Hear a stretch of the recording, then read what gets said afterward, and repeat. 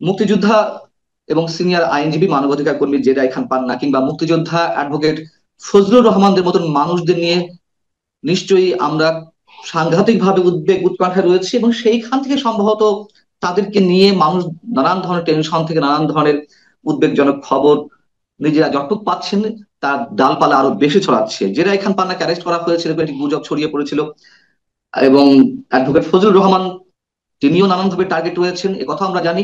কেন, কি কারণে, কি উদ্দেশ্যে দেশের এই সিনিয়র সিটিজেনরা, মুক্তিযোদ্ধারা বারবার টার্গেটে পরিণত হচ্ছেন এই সময় এসে, এই বিষয়ে নিয়ে আমরা আলোচনা করব। এবং দেশের রাজনীতি কোন দিকে যাচ্ছে অবশ্যই সেই বিষয়ে কথা বলবো। এই বিষয়ে আলোচনার জন্য আমাদের সঙ্গে যুক্ত রয়েছেন এই দুইজনেরই অন্যতম মুক্তিযোদ্ধা সাবেক সংসদ সদস্য অ্যাডভোকেট ফজলুর রহমান এবং বিএনপি চেয়ারপারসন উপদেষ্টা। অ্যাডভোকেট ফজলুর রহমান, আপনাকে স্বাগত জানাচ্ছি আমাদের অনুষ্ঠানে। এবং যে কথাগুলো ভূমিকায় বলছিলাম, কেন আপনাদের মতন মুক্তিযোদ্ধারা বারবার টার্গেটে রয়েছেন, গুঞ্জন, কখনো গুঞ্জন ছড়াচ্ছে, কখনো গুজব ছড়াচ্ছে আপনাদের নিয়ে, এর কারণগুলো কি? আপনাকে ধন্যবাদ জানাচ্ছি। অসংখ্য ধন্যবাদ যে আপনি আমাকে স্মরণ করেছেন। যারা আমাদের কথা শুনছেন তাদেরকে সালাম জানাচ্ছি, আসসালাম আলাইকুম। আপনি ওই যে আপনি নিজেই বলে গেলেন আমাদের নামের সামনে একটা টাইটেল আছে। টাইটেলটা হলো মুক্তিযোদ্ধা। এবং আমি আমার জীবনে যাই হই না কেন, মুক্তিযোদ্ধা টাইটেলের উপরে মুক্তিযোদ্ধা আমি। এই যে মানুষ জানে বা আমি নিজেকে, না আমি জানি মুক্তিযুদ্ধে আমি অংশগ্রহণ করেছিলাম, এর চেয়ে গৌরবের কোনো ব্যাপার আমার জীবনে আছে বলে কোনোদিন আমি মনে করব না, যে পদেই আমার আসুক।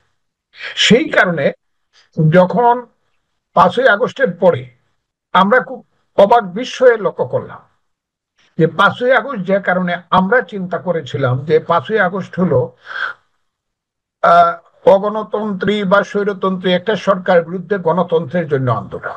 কিন্তু এই আন্দোলনটার যে সামনে পিছনে যে গান বাজতো, বক্তৃতা হইতো, তা প্রায় সবগুলোই মুক্তিযুদ্ধের গান।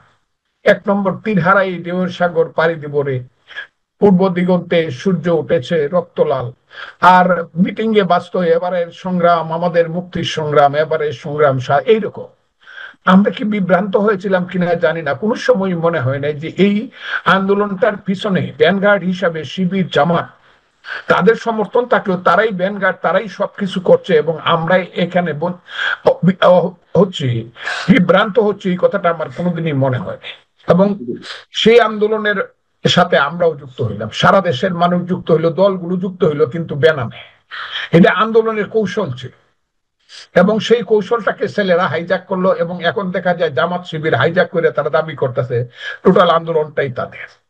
জনপ্রিয় স্লোগানগুলোকে সামনে এনে, জনপ্রিয় স্বাধীনতার বক্তব্যগুলোকে সামনে এনে মানুষকে বিভ্রান্ত করে যে 5ই আগস্ট ঘটলো, সেই 5ই আগস্টের পরে আমি দেখলাম যখন বলা শুরু হইলো যে এই দেশ হবে এই হিজবুত তাহরীর, এই দেশ হবে ইসলামী দেশ। 71 সনে কোনো যুদ্ধ হয় নাই, স্বাধীনতার যুদ্ধ প্রথম হয়েছে 47 সনে এবং সর্বশেষ হয়েছে 24 সনে।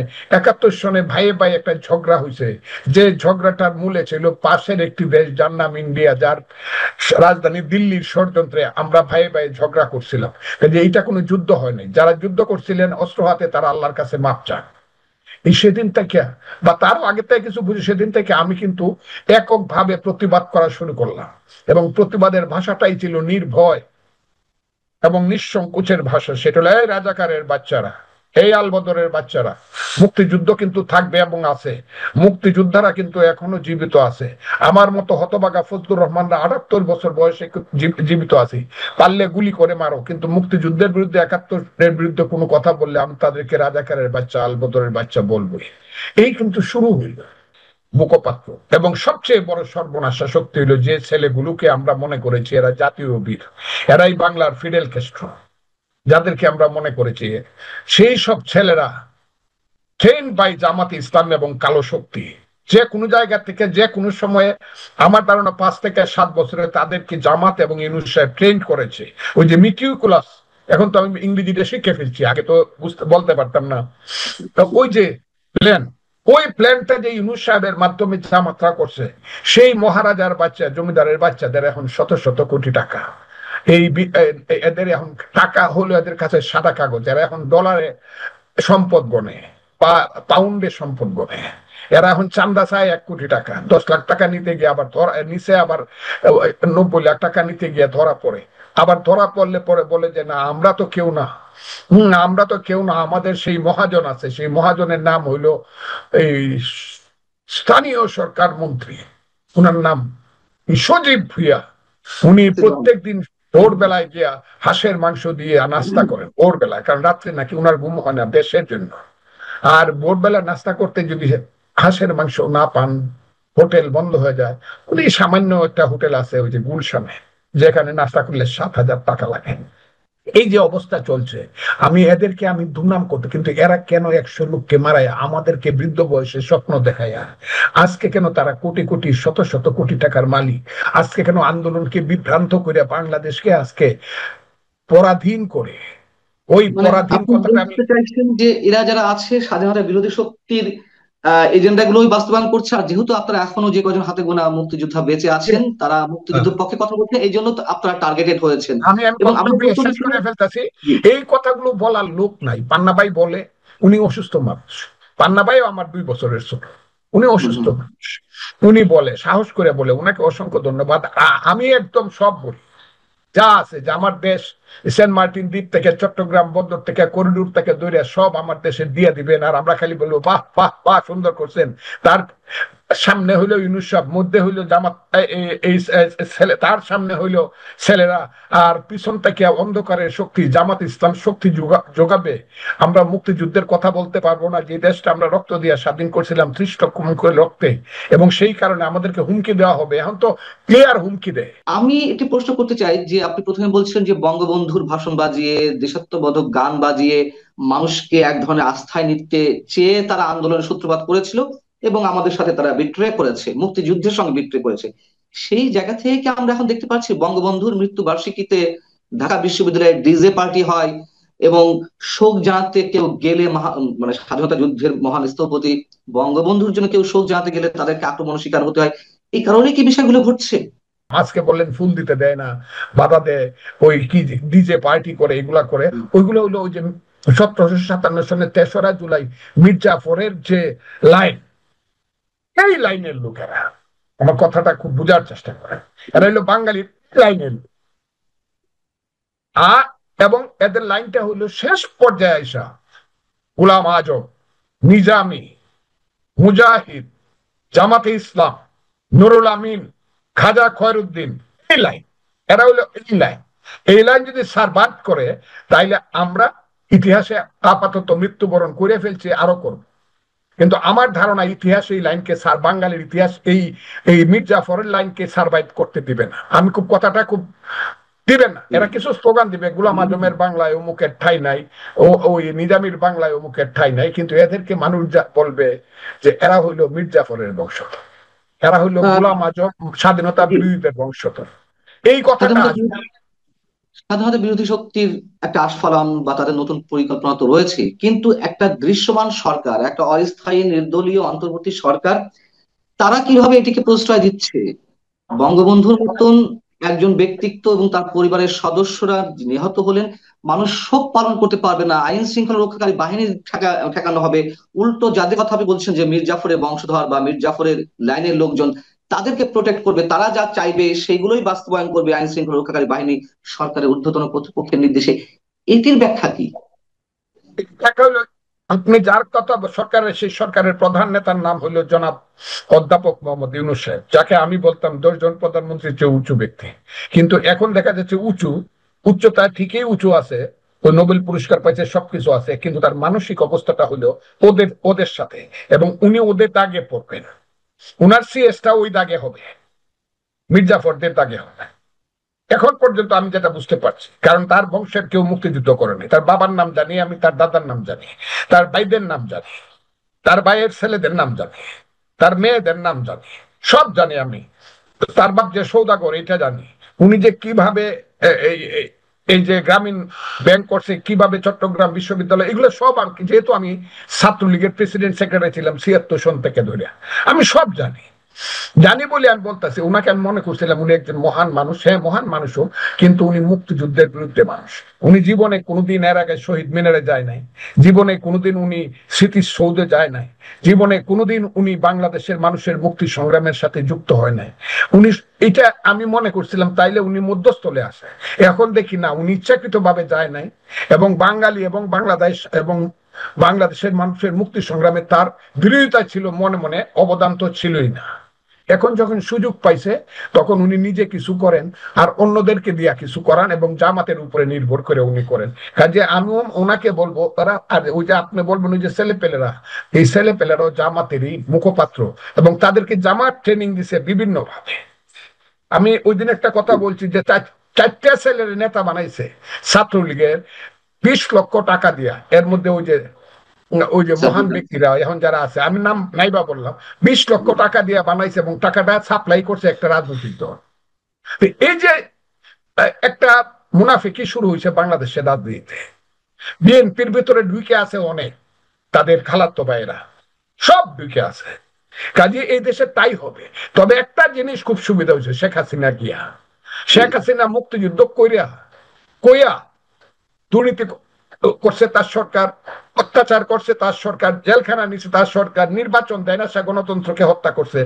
শেখ হাসিনাকে একটা জিনিস ভালো হয়েছে, এই দেশে কারা মুক্তিযুদ্ধের পক্ষে আর কারা হলে রাজাকারের পক্ষে, জিনিসটা খুব পরিষ্কার হয়ে গেছে, এবং এটা একটা ফাইনাল খেলা হবে বাংলাদেশে।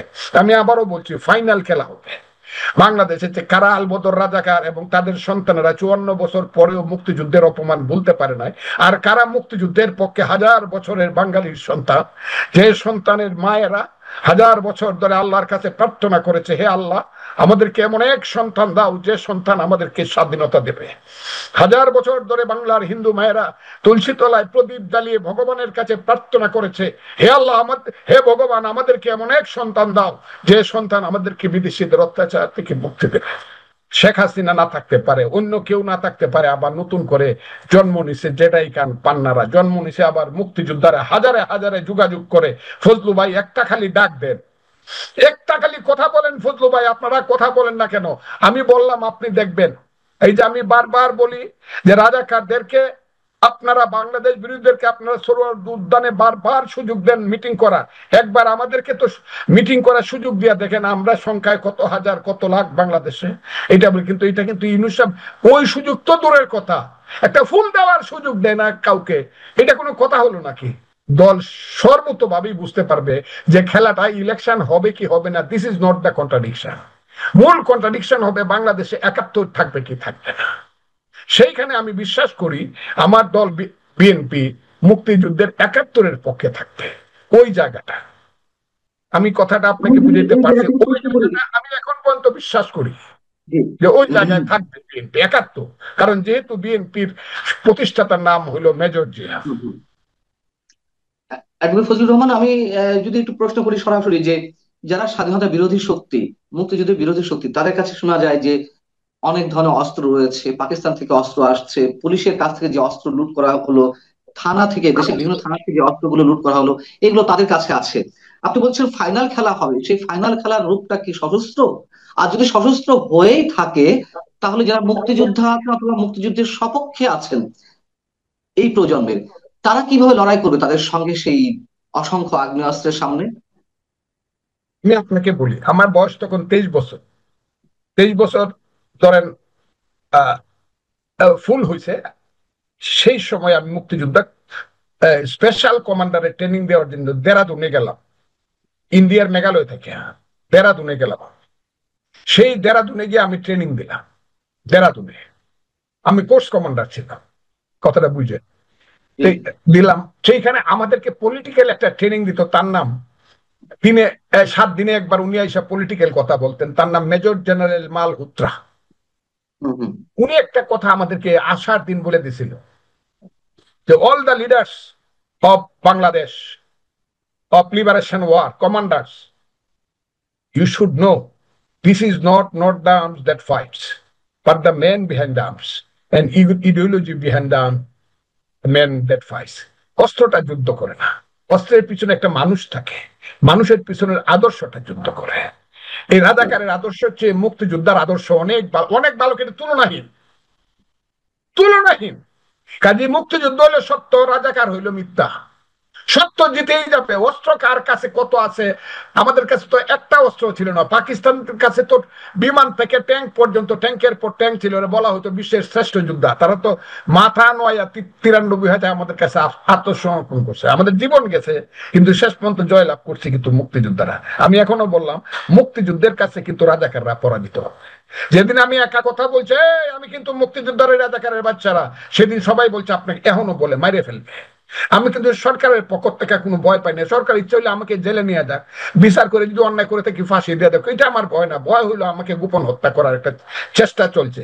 ওই যে বলছি পিনাকির সাথে একটা লোক বসে ওই দিনও বলছে ফজলুর রহমানকে এখন হত্যা করাটাই ফরজ হয়ে গেছে।